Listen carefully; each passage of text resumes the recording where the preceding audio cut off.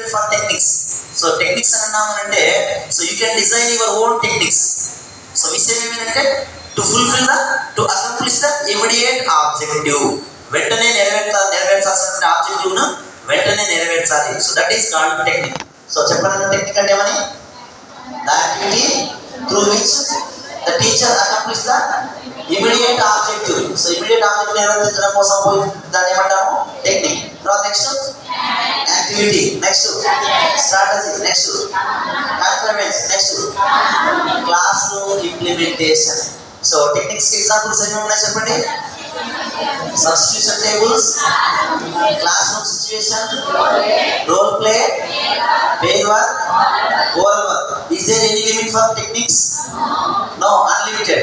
So if you have capacity, you can build your own technique. So నీ అంతట్లో కూడా నీ కెపాసిటీ ఉంది అంటే సొంతంగా టెక్నిక్ ను ఉపయోగించుకోవచ్చు.